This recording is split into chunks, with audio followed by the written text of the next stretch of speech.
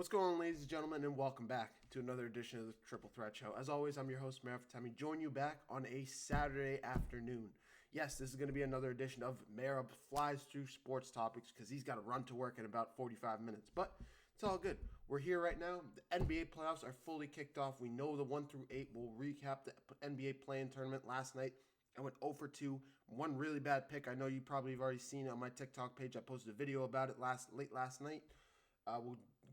We'll go into both play-in tournament games, go through the 1 through 8, go through the the NBA playoffs today, and go through some of the game ones in the NHL playoffs as well. Two unbelievable sports kick off their playoffs at the same time. This is the best 2-month stretch in sports. I don't care what football has to offer. I don't care what the MLB has to offer. This is the best 2-month stretch when the best sports, two of the best sports combined into one playoff period over 2 months. This is the best stretch there is in sports. Get ready with me. We're going to get through all of that, and then we're going to finish up with some Red Sox talk as well as they get a big-time dub against the Detroit Tigers last night. But before I go into anything, drop a follow here on TikTok, on YouTube, Instagram, wherever you get our content. You can find our content on Spotify and Apple Podcasts as well. We post everywhere. If you want to follow me personally, follow me here on TikTok. We go live every single show at Boston Sports Takes if you're watching on YouTube. So be sure to check out all the content. You can find me everywhere. But let me not leave you guys hanging anymore because we do have a lot to talk about. And also, please, somebody in the chat, let me know if my camera decides to stop working on TikTok again like it did the other day. That shit was not it. That shit was. I decided to look at my screen after my show yesterday. I just see me just looking like, yeah, let's not do that again, please. But let's just get right on into it. And I'm going to start with the video I posted last night. Orlando Magic, Charlotte Hornets. I said the Charlotte Hornets were going to win by 25. I thought LaMelo Ball and Colin Knippel were going to show up and not be a shell of themselves like they looked against the Miami Heat. I was wrong. I was dead wrong. It wasn't even close. I mean, the Charlotte Hornets got decimated. And honestly, I'm going to be really honest. As a Celtics fan, I'm kind of happy that we get the Sixers in the first round. That Orlando Magic team that played against the Charlotte Hornets last night, yeah, you're going to call me crazy, but looked like the Detroit Pistons of the 1990s. The way they were playing physical, the way they were playing defense, rebounding, getting after the players, getting after the Charlotte Hornets defensively, being able to play in transition with their speed. I mean, what they were doing on every level, what Paulo Banchero was doing, finished with 25 points. What Franz Wagner was able to do, finished with 20 points. Desmond Bane didn't have his best shooting night, but if you look at what he did defensively, what he was doing in terms of assists across the board, the Orlando Magic gave the Charlotte Hornets everything they could handle. And if you look at the stats, I said Paulo finished with 25, Franz with 18, Wendell Carter Jr. with a big 16 points and 6 rebounds. I mean, you had 3 guys finish with 6+ rebounds for the Orlando Magic, and that was against literally Ryan Kalkbrenner and Moussa Diabate and the rest of the crew that's sitting over there in Charlotte and Brandon Miller. This is a really good Charlotte Hornets team, and I thought the Hornets were going to be able to shoot them out of the building. No, I was dead wrong. I was completely wrong. The way that the Hornets played, you weren't going to beat anybody. You would have lost to the Miami Heat if you played the way that you did against the Orlando Magic in Orlando. Now, they are a young team. I know they're a team that's still growing and still trying to find their footing in the NBA, but this is a good learning curve for them. This is going to be part of their learning curve, and I expect them to continue to come back and bounce back next season and in seasons to come because they have a lot of talent. If you look across the roster, they have a lot of talent on the Charlotte Hornets team. But you can't play the way that you did in a playoff game last night and expect to win. You just cannot do it. Offensively, you need to be smoother with the basketball, being able to shoot more efficiently, but you also just need to be better. You need to be flat out better defensively. You need to be able to lessen your turnovers. I don't even know how many turnovers they had last night. How many turnovers did they have last night? They had 16 turnovers last night. 16. The Orlando Magic with 8 blocks got out-rebounded, or Magic out-rebounded the Hornets 38-27, 49-34. That was defensive rebounds. 49-34 defensively on rebound, or in terms of rebounds in general. You're not going to win games that way. And you shot 26% from three-point range. When your team is so predicated from the three-point line and a lot of your offense comes from the three-point stripe and you play to that level, yeah, you're not going to win games. It's just not going to happen. So the Charlotte Hornets, I expect them to bounce back from this and come back with not I'm with a bit different sort of attitude. I'm gonna turn off my text, my bad. But come into this tournament next season because I expect them to be back in a better Eastern Conference, playing better basketball as they grow around one another. Con Knippel will get better. Brandon Miller will get better. Ryan Kalkbrenner will get better. And LaMelo Ball is going to need to figure out himself defensively and start to figure out a way to integrate himself more into the offense versus just being a shooter. Because when he's shooting, it's phenomenal, and he's the main engine of the offense. But it's not always about shooting. You need to be able to pass. You need to be able to run the offense. You need to be able to do the stuff that doesn't show up on the stat sheet. Play good defensive basketball. Being able to be... I'm not expecting you to be like a Scottie Pippen, but even Steph Curry can play good defensively. His movement without the basketball is incredible. So LaMelo Ball is going to need to learn a thing or two, and he will. This is all going to be part of the growth process with this entire Charlotte Hornets team. I expect them to be back next year and continue to play good basketball. Outside of that, we're still in today, so we have to recap and we have to go through the ugly. Con Knippel played probably his two worst games when it mattered most. And I think these last two games, yes, while it was the playoffs, if they did count to the Rookie of the Year voting, it would have completely obsoleted Con Knippel from the number one spot. Probably kept him number two, but no way in hell am I looking at Con Knippel as the Rookie of the Year. In my eyes, it's Cooper Flag. With what he's done over the last 2-3 months, it's Cooper Flag every day, any day and every day, with what he's been able to do on the court. Yes, Cooper Flag didn't make the All-Star, didn't make the playoffs, but it doesn't matter. But the Dallas Mavericks what do you have to do with the Dallas Mavericks being the number one option when every team has to literally go into a defensive game plan when they're playing the Dallas Mavericks and say, okay, what are we supposed to do? How can we slow down the Dallas Mavericks? Stop Con Knippel. Stop Cooper Flag. And the rest of the team goes, yep. But Cooper Flag proceeds to drop 30 points a game, 40 points, even 50-point games. Yeah. This is the Cooper Flag that we're talking about right now.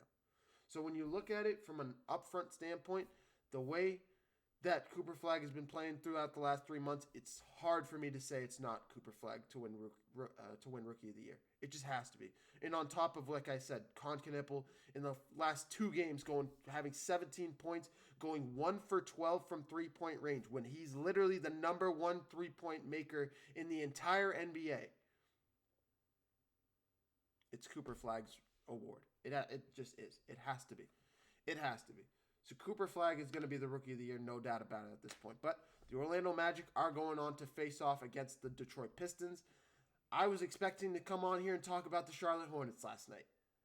And I literally said on the show, I'm going to wait till tomorrow because I know Charlotte's going to win, but I'm going to wait till tomorrow to talk about the Detroit Pistons.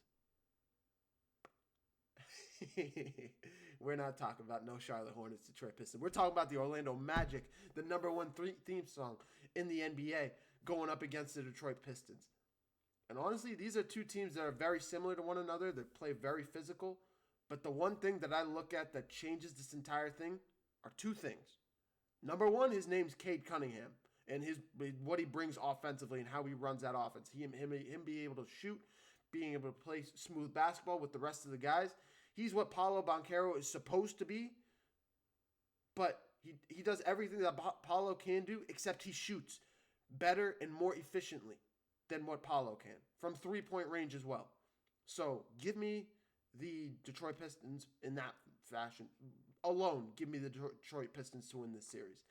Now let me add a guy by the name of Jaden Ivey to this conversation. And I bring him up because who in the hell is going to guard Jaden Ivey in the playoffs? Are you going to put Wendell Carter Jr. on him? Are you going to put Franz Wagner on him? Because I promise you right now, it's not going to work.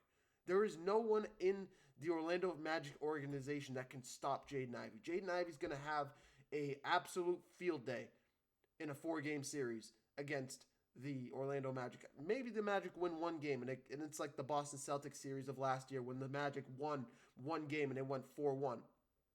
And it was a gentleman's sweep. But honestly, no. Maybe one of those games is close, but give me the Pistons to win in 4 games. The way that this Pistons team is playing, they're well rested. They're getting their chemistry back. Cade Cunningham is finally back in the lineup and getting his rest after rupturing his lung, after having it wasn't a lung rupture, but it was, I don't remember what it's called. But having a collapsed lung, it's tough for me to pick against this Pistons team. They've done everything right down the stretch. They're the number one seed in the Eastern Conference for a reason. They play unbelievably well, sound basketball. They play physical. They play good defensively, just like the Orlando Magic can. But it's the offense of the Detroit Pistons that I will point to, like I pointed to against the Hornets. The one thing I will say about the Hornets is they didn't play good defensively. So that was their Achilles heel. That was their Achilles heel. And the effort that the Magic put on last night, they played for their coach Jamal Mosley. They played for one another because they know when they play at their best how good of a team they can be. And that was at their best last night. The Orlando Magic were absolutely at their best last night, but they can't play like that consistently. They just can't do it. Give me the Pistons to win in 4 games. Maybe one of those games is close, but it doesn't matter. It goes 4 games sweep for the Detroit Pistons. That's all I got for that one. Let me switch gears to the Western Conference. And I'm going to talk about, before I get into the play-in tournament, Oklahoma City is going to play Phoenix in the first round. Congratulations to the Phoenix Suns. You made it out of the play-in tournament. You're going home in 4 games. Book your tickets to Cancun as soon as Game 4 is over. Pack your bags as before Game 4 tips off. Make sure everything's in the car, in the bottom of the cockpit. Not the bottom of the cockpit, whatever it's called. Wherever the storage is on planes. Put it in the storage of the plane. Get everybody in the planes. Ship everybody straight to the planes after the game is over, and just go to Cancun. Call it a day, because you're not beating OKC. You're not. Jalen Green, I said the one thing that the Phoenix Suns could ride on if they were gonna beat the Golden State Warriors is if Jalen Green has another phenomenal game, just like he did against Portland. He had 36 points in that game. They lost that game, but they didn't. They had to deal with Denny Avdia. Great, yeah, I actually pronounced his name for the first time correctly. Yes, Denny Avdia. They actually had to deal with his ass, and he put 40 piece on him. So Portland ended up winning that game. But when you look at this Warriors team, when you look at this Suns team, they have 3 primary scorers: Devin Booker, Jalen Green, and Dylan Brooks. After those 3 guys, it takes a absolute cliff fall to Cody Gillespie, Grayson Allen, Jordan Goodwin, who ended up finishing with 19 points last night. Good performance from him. But you're not going to win a game against the Oklahoma City Thunder with that team. You're not going to win a game you're not even going to win a game without a center, a legitimate center that can play against the double big that OKC has, with Chet Holmgren, with Isaiah Hartenstein. It's just not going to work. You don't have a guy that can go out there and defend Shai Gilgeous-Alexander. And don't give me no Dylan Brooks, because Dylan Brooks is going to get eaten alive by Shai Gilgeous-Alexander if he tries to talk. So, unless you find the Oklahoma City Thunder on a terrible shooting night, which has not happened, almost never happened this entire regular season, give me the Oklahoma City Thunder to win in 4 games, multiple 20-point wins. It's not going to be close. I'm sorry, Phoenix, but you're not going to beat OKC. Give me OKC to win this series in 4 games. But after that, now that I'm done with that soliloquy, I want to go over to the Golden State Warriors. Because this is a Warriors team that, unfortunately, you've already seen the edits. They're all over the internet, all over Instagram, TikTok, wherever you get your content, your social media, sports content. This is the end of the line for this Warriors team. The dynasty is over. We saw one last hurrah against the LA Clippers, and that was a phenomenal sight to see. I watched that game, and I literally came on the show the next day, and I said, that was very fun. That was a phenomenal thing to see. It was vintage Warriors. It was good to see the boys back together playing the way that they did. Draymond Green playing the way he was. Steph Curry the way he was. Al Horford the way he was. Kristaps Porzingis. Porzingis might still be there. But those 2 guys in Steph Curry and Draymond Green that I first mentioned, it's the end of the line. The dynasty's over. The dynasty's been over, but it's officially over in Golden State. Yeah, Steph Curry may still be there as well, and he'll have some sort of say in things. But this summer, the Warriors are going to be looking to make a big move, and they're going to make it. It's just time. Because if they don't, I highly advise. I was advising Steph Curry to leave last season. And yes, I don't talk to Steph Curry. I was just saying it over the summer. I was saying Steph Curry should leave Golden State. Even though he never would. He's unbelievably loyal to that town, to that city. He would never do that. But if he did that, it would change his absolute career, and it would make him It would actually put him in a position there he could actually win a championship depending on where he went. Now, let's say the Warriors can get Giannis. Let's say they can even get a Kawhi Leonard. Let's say they can get a James Harden or to go with him and Jimmy Butler. That team could actually do a couple things. They have some good talent that is coming up. If they can keep a Brandon Podziemski, if they can. Gui Santos had a couple good games throughout the playoffs and throughout the regular season. Kristaps Porzingis, when he stays healthy, is a good talent on the team. This is a Warriors team that just needs to find a guy that can keep this organization afloat. So Steph Curry doesn't have to do everything by himself. If he can do that, that would be good, and that will change the franchise right now in terms of where they are right now. But if you look at things where they are, it's safe to say Draymond Green's gone. It's safe to say Draymond Green's gone. Because of what he's done without Steph Curry in the lineup. With Steph Curry, he's a good player. He's a phenomenal defender, and he can actually be a glue guy. He's one of the best glue guys in the NBA. And when I say that, I mean the way him and Steph Curry run off the pick and roll, the way he can find openings, the way he's able to get he's a 10, 8, and 8 kind of guy when Steph Curry's in the lineup. He is. When you actually look at his stats, he's a 10, 8, and 5 kind of guy. Maybe not 8 assists, but he's able to get some assists going. That's how he ran the franchise. He was one of the most important pieces to the franchise when they were in their dynasty through 2015 through 2018 because he was able to run the point. Steph Curry was the shooter, but it was really Draymond Green that was running the offense. The offense ran through his pick and roll. It ran through him finding the open guy and him playing phenomenal defense. That was Draymond Green, and that's what he can be. He shows flashes of that. Again, we saw it against the Clippers late in that game. He held Kawhi Leonard to 2 points, the best player on the floor for the LA Clippers, to 2 points throughout the fourth quarter. But this is the end of the road for the Golden State Warriors. Steve Kerr is already most likely going to retire. He's already said that he's going to retire. Steph Curry, like I said, should leave. And Draymond Green is most likely going to leave in whatever trade package they can get for another big superstar. And we say this every year, but I actually mean it this year. It will happen.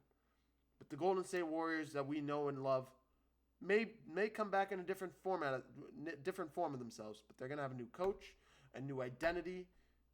And the only guy that you can really count on maybe that stays there is Steph Curry. Everybody else is on the table. Even Jimmy Butler is on the table. Every single player outside of Steph Curry is on the table for the Golden State Warriors to trade and find a new player to bring in, find some new talent to bring in, and I expect them to do so.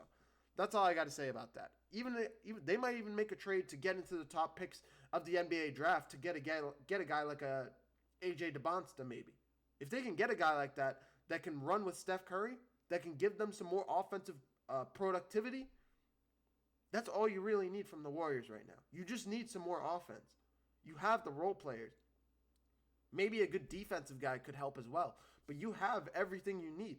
Just find a new guy, find some new talent that can run with Steph Curry so he's not 1v5ing everybody on the court. But that's all I got to say. The Warriors will be back next year with a new identity, and we'll see how that all plays out. This is the end of the dynasty for them, though. The Warriors that we saw in 2017, it ended last night. That's all I'm saying. But let's go over to the NBA playoffs right now because don't worry, I'm going to get to the NHL as well, but we got to get through the NBA right now. We got the Cavs and the Raptors. That game just wrapped up. The Cavs whooping the Raptors. I'm not lying. When I came on the show a couple days ago, and when I was giving my NBA picks, and I said the Cavs are just going to smoke the Raptors. Why? Because of what Evan Mobley and Jarrett Allen can do together. Because nobody can answer the offensive efficiency that Donovan Mitchell can. Nobody can play the offensive efficiency like James Harden can. And what did the Cavs do? 32 points for Donovan Mitchell, 22 points for James Harden. He finishes with a double-double with 10 assists. He continues to show why he can be a great player. I really want him to have a good playoffs. We haven't seen James Harden have a good playoffs. It hasn't happened since maybe 2018 when they pushed the Warriors with Kevin Durant to a Game 7 in the conference finals, but that doesn't even count it. What recent history shows, he lost a Game 7 to the Mavericks last year. He lost a Game 7 to the Boston Celtics with the Sixers. He got swept by the Boston Celtics in 4 games in 2022. This is the James Harden that we know. And yes, he wasn't with the team in 2022, but it doesn't matter. He lost in 7 games to the Bucks with the Nets. This is the James Harden that we know. So, if you want to go back in time 8 years, go ahead and do it. But what recent bias shows, James Harden's still one of the worst playoff performances that we've ever seen. That's just what we've seen, and you have to go with what history shows. What Evan Mobley did today, 17 points with 7 rebounds. Jared Allen, 10 and 7. This is what this team can do when they play at their best. Max Strus with 24 points off the bench, going 8 of 10 from the field, 4 for 6 from three-point range. That's why the Cavs are the better teams in this series. And yes, the Raptors still have some players. RJ Barrett with 24 points. Brandon Ingram with 17 points. Scotty Barnes, one of the best young talents in the league, with 21 points and 7 assists. He continues to be an absolute phenomenal player. But without Emmanuel Quickley in this lineup, this Raptors team isn't the best team. They're not. And that's when they were at their best. Emmanuel Quickley was in this lineup. Yes, we were talking about the same Emmanuel Quickley that was with the Knicks a couple years ago. That Emmanuel Quickley, the guy that was coming off the bench, that was a spark for this team for the Knicks a couple years ago. If the Raptors don't have him, they're not going to beat the Cavs. And honestly, I don't think they're going to beat the Cavs in general. I think the Cavs smoked them in 4 games. But this Cleveland team is a buzzsaw against the Raptors. And unless they can figure out a way to stop the duo of Evan Mobley, and Jared Allen, they're not going to have a chance in this series. Yes, Max Strus won't be able to put up 24 points every single playoff game. But when he does that, they're borderline unbeatable. So, give me the Cavs to win this series in 4 games. That series is, that game 1 is completely done and into a close. The game that's going on right now is possibly the best series in the NBA playoffs between the Minnesota Timberwolves and the Denver Nuggets. Timberwolves actually up by 1 point right now. You know Anthony Edwards is going to bring it every single game. This is the same Minnesota Timberwolves team, well, kind of the same Minnesota Timberwolves team that beat the Denver Nuggets 2 years ago in a 7-game series. That was the defending champion Denver Nuggets that they beat in 7 games. Now, they don't have Karl-Anthony Towns. They don't have a lot of they do have some younger talent that has pitched in and done well for them. But they need to make sure they have everybody in, and when they don't have Karl-Anthony Towns, I can't pick them to win this series. I think that's what it comes down to. They did get a guy in Julius Randle to replace that. They did get an Ayo Dosunmu and a Bones Highland to continue to play good basketball and bring some bench presence, bring a second unit to this team. They still have Kyle Anderson. They still have Naz Reid, who was a 6-man player of the year a couple years ago. But when you have to play against Nikola Jokic, you need a center that can deal with it. And I'm sorry, hate to break it to you, Rudy Gobert is not that answer. Rudy Gobert can't stop Aaron Gordon. He can't. And what you see is with this Nuggets team, it's not happening right now. These two teams are evenly matched, and like I said, they're going to play hard against one another. But you already see Nikola Jokic having his impact. 6, 5, and 5. Yes, 2 of 3. He hasn't even shot the ball a whole lot. But Jamal Murray continues to be a phenomenal playoff performer with 11 points in the first half. Cam Johnson is the addition that I'm looking at for this team in the Denver Nuggets that's going to change the franchise. Change the entire landscape of this team. Cam Johnson being on this team completely changes the entire thing. You take out what Michael Porter Jr. was with his can't even score a 3-pointer ass self. If I was talking shitty about Paulo Banchero, imagine what Michael Porter Jr. was with this team a couple years ago. Getting hurt every which way, can't shoot the 3, can't defend a freaking traffic cone if it was standing still. Michael Porter Jr. was getting worked by Anthony Edwards and this entire Minnesota Timberwolves team a couple years ago. You replace him with Cam Johnson and with what's his name, Peyton Watson has brought to this team for the last couple months. What he's brought to the team this entire year. His elevation has been unbelievable this entire year, and he needs to be in conversation for most improved player of the year, if I'm being honest. But what the Denver Nuggets bring collectively, when their team is healthy, I don't think the Timberwolves can beat them. I picked the Nuggets to win in 7 games, I would bring it to, I think I actually said 6 games. I'm sticking with that 6-game mark, honestly. If we're talking about this Denver Nuggets team, they're going to win tonight. It's in Denver. I expect them to win today, and then game 2 and game 3 of this series are the 2 crucial ones. They're the 2 crucial games because I expect Minnesota to play their hearts out in both of those games to show and prove why they're still one of the best teams in the NBA when they're fully healthy, when they have Anthony Edwards on the court. But if when this series draws on to a 6th game, to a 7th game, Anthony Edwards was hurt before the series started. He missed about a month and a half with a knee injury.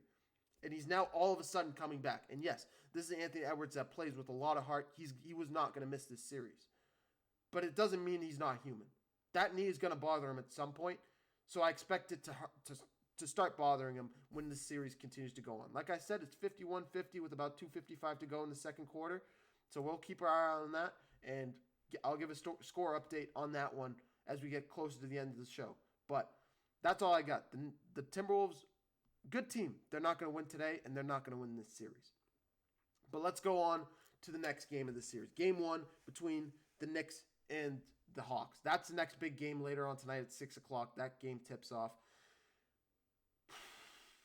A lot of people want to say the Knicks are going to win this series. There's a lot of Knicks fans out there, and a lot of people that are hype around this Knicks team. They beat the Boston Celtics. They don't have to roll against the Indiana Pacers this year. They're happy. They're feeling good about this team. They're feeling pretty hype. But I'm here to tell you the Hawks are not a team you want to play in the first round. You saw what the Hawks did against you literally earlier last week when they played against them, and CJ McCollum literally could have tied the game if the game went on for an extra 0.1 of a second. That's what CJ McCollum can do.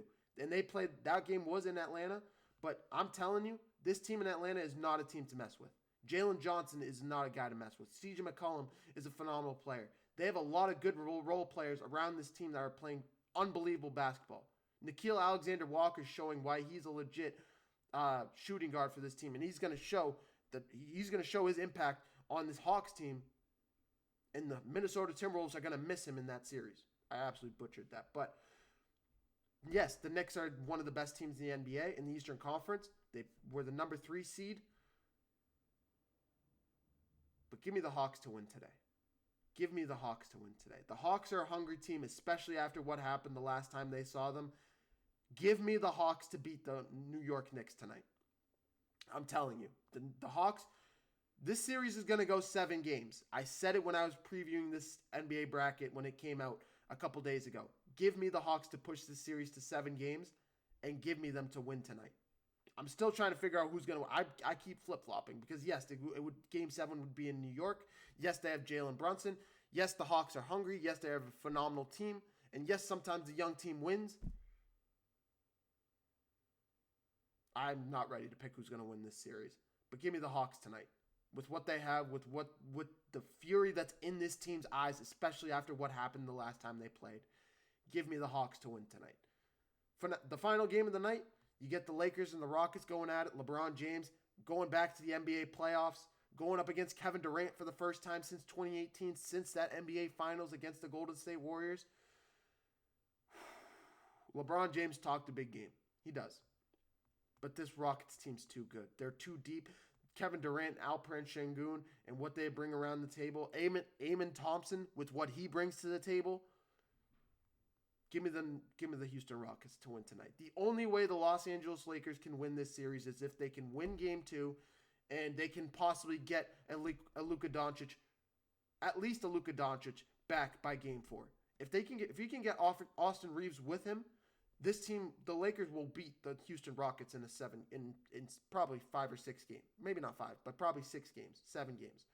But if they can't get Luka back, if they can't get Austin Reeves back, if it's just LeBron James playing with Bronny and Luke Kennard, who's apparently the number 1 3-point shooter in terms of percentage in the NBA, with DeAndre Ayton and Rui Hachimura, if that's the team that the Houston Rockets are going to be playing, the Rockets are going to win this series in 5 games. LeBron might win them 1 game. One in LA, and it would be Game 2.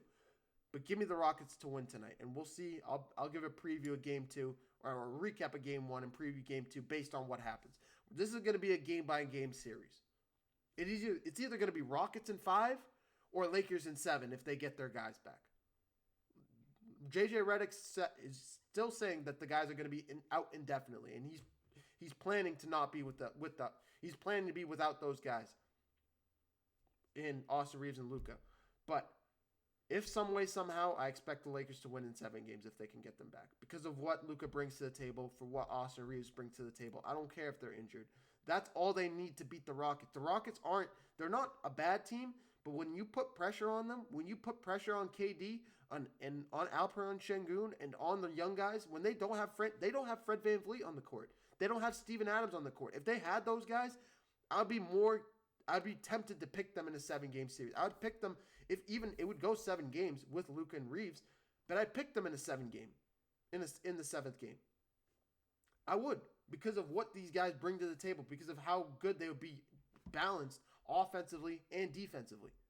But they don't have them. So give me the Lakers to fall in 5 games right now. The Rockets are going to win tonight in Game 1, and that's all I got to say about that one. That's all I got for the NBA today. The rest of the Game 1s we'll go over tomorrow, but let's switch gears over to the NHL because we've gone through the NBA, we've gone through the play-in tournament, we've gone through the Game 1s tonight. We got to switch gears over to the NHL. That starts with the game that started off the day today with the Senators and the Hurricanes. If you guys didn't see Brady Tkachuk and Jordan Staal starting the game, the clip has already gone viral. Jordan Staal absolutely dropped Brady Tkachuk, and it was to see one of the Tkachuk brothers go down. It's a good sight to see. I just hate Matthew Tkachuk. We're Bruins fans. We gotta hate Matthew Tkachuk. It's just how it goes. But with what the Ottawa Senators bring to the table, I do think this series still goes 6 games at least. I think the Hurricanes are a good team. They're still going to win the series, but the Senators are too good to fall.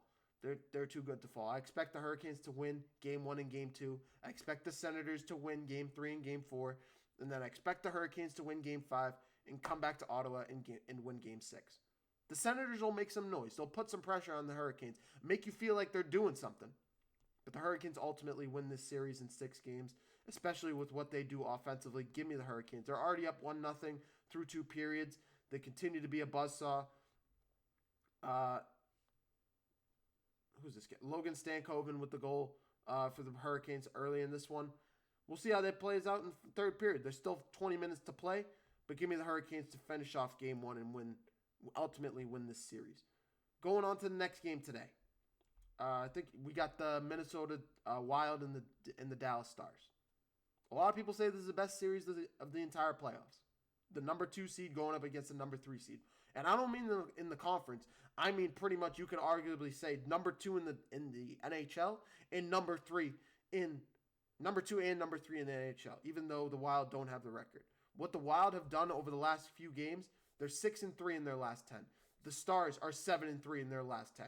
They've played unbelievable hockey on both sides, and this is just an unfortunate battle that they have to play against one another in the opening round. But give me the Stars to win this Game 1. I'm not ready to say who's going to win this series, even though I did pick the Stars to win in 7. But give me the Stars to win tonight in Game 1. The way that they play offensively, the way they play in general, the physicality that they play with, the experience that they bring to the table, the Dallas Stars are genuinely one of the they're Stanley Cup contenders. It's what they are. They're absolute contenders for the Stanley Cup. So give me and if it wasn't for the Avalanche winning the President's Trophy and being in that conference, they would have been the number 1 seed. But give me the Dallas Stars to win Game 1 tonight. And then you get the Flyers and the Penguins. The Battle of Pennsylvania itself. The Flyers up against the Pittsburgh Penguins. It's tough for me not to pick the Flyers. It's tough. They're 7-3 in their last 10. The Penguins do have the experience with Sidney Crosby, and Sidney Crosby loves to play against this team. But give me the Philadelphia Flyers to win this game. They're physical. They're hungry. They're young. They're just an unbelievable. They've been a buzzsaw over the last couple months of the season. They beat the Canadiens in their final game of the season. A Canadiens team that was hungry for the number 1 seed in the Atlantic Conference. Give me the Flyers to win Game 1 to continue their momentum that they brought from the tail end of the season. They win their opening game on the road. Give the Penguins something to think about before Game 2 on Wednesday. But that's all I got for you. Hurricanes still up 1-0. Let's see what the NBA are. Actually, there's still one more topic, but I'll give you a quick update on the NBA before I go over there. Timberwolves and Nuggets tied at 62 apiece, 62-62. Jaden McDaniels with 12 points. Rudy Gobert with 10 and 5.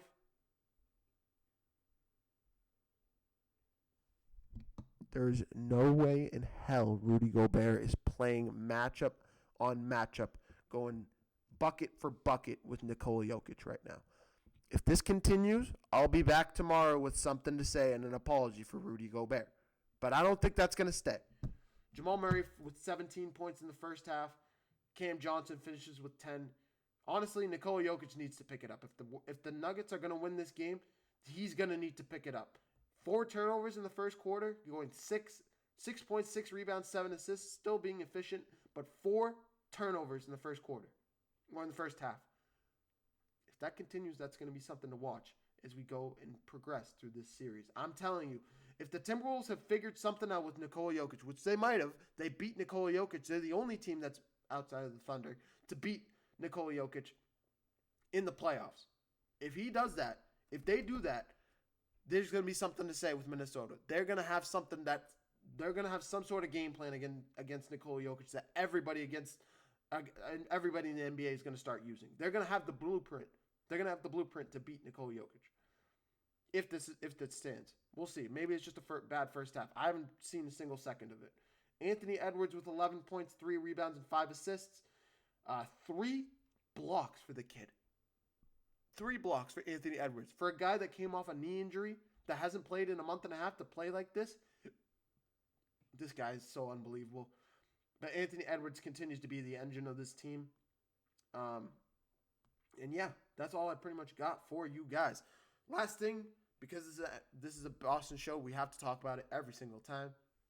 And I'll flip my cap for them. Shout out these boys. The way that they played last night, I literally came on the show yesterday and I said, today's game is going to be a hard-fought game. They're going to go back and forth. It's going to be 3-2 down the stretch. I thought it was going to be a 3-2 finish. Sorry, it was 1-0 finish. It was 0-0 through 9 innings. But for Masataka Yoshida to have the walk-off hit to send the runner home, shout out to Boston Red Sox for winning that game in Boston. The Detroit Tigers go to 2-9 on the road. 2-9. I expect them to win the next game in Boston to flip that script. But Game 3 is going to be where it's all at in this series. We'll see how that all plays out. I don't think they played. Do they play today? Let's see. Actually, I forgot. I completely forgot about that. Okay, the Tigers are up 1-0 right now. That game is going on. They're up 1-0 midway through the third. Kevin McGonigal with the run. Tariq Skubal on the mound. Tariq Skubal, you knew. With Tariq Skubal on the mound against the Red Sox, against Brian Bayo. I like Brian Bayo, but against Brian Bayo, that's a big-time deal. Bayo's most likely going to be back in this game going into the third inning. We'll see how that all plays out, though. Yeah, I'll be back tomorrow to recap all the game ones in the NBA, NHL, recap this game with the MLB. Drop a follow, drop a like. Let me know what you think in the comments. I'm fucking tired. I got to get to work, even though I don't want to go to work, but we got to get it done. I'll see you guys in the next one. Peace.